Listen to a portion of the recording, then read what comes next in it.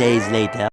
Assalamualaikum warahmatullahi wabarakatuh. Perkenalkan, nama saya Rabiulani Aisyah dengan NIM 125011183. Saya berasal dari kelas 1F Prodi Pendidikan Agama Islam, Fakultas Tarbiyah dan Ilmu Keguruan. Dan di sini saya akan menjelaskan tentang dua artikel yang saling berkaitan.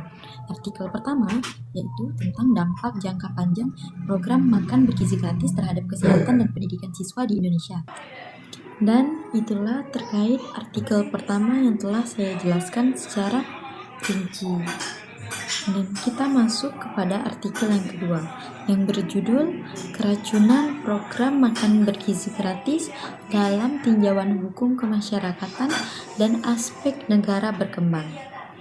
Nama penulis artikelnya yaitu Felix Kevin Vivano Emmanuel dan Raditya Adji Saputra.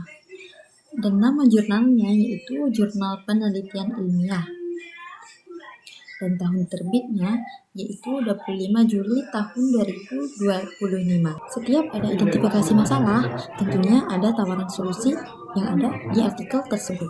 Yang pertama yaitu memperluas jangkauan program MBG ke daerah terpencil seperti penyediaan bahan tambahan atau subsidi transportasi.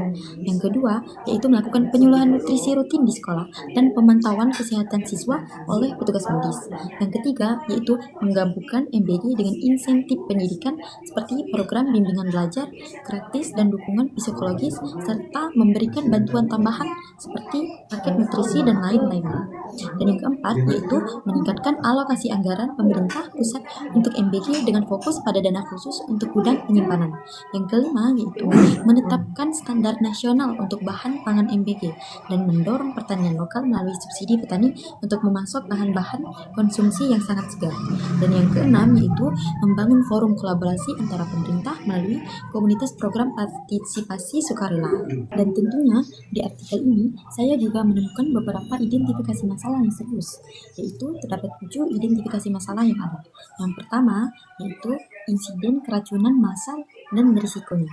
Yang kedua yaitu kelemahan regulasi dasar dan dasar hukum. Yang ketiga yaitu kurangnya transportasi dan akuntabilitas.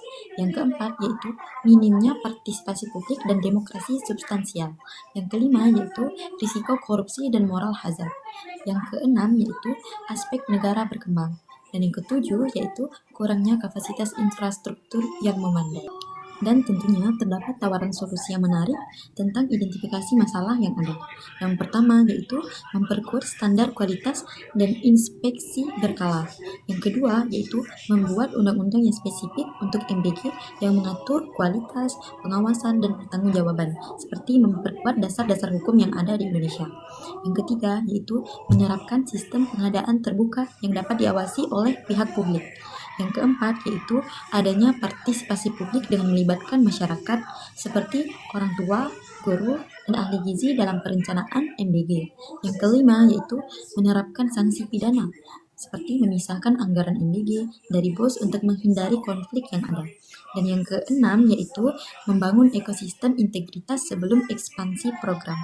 Dan yang ketujuh yaitu meningkatkan kapasitas infrastruktur seperti fasilitas cuci tangan dan toilet yang layak dipakai dan bersih. Nah teman-teman, jadi itu tadi terkait dua artikel yang saling berkaitan yang telah saya jelaskan. Dan akhir kata, Assalamualaikum warahmatullahi wabarakatuh. Jumpa.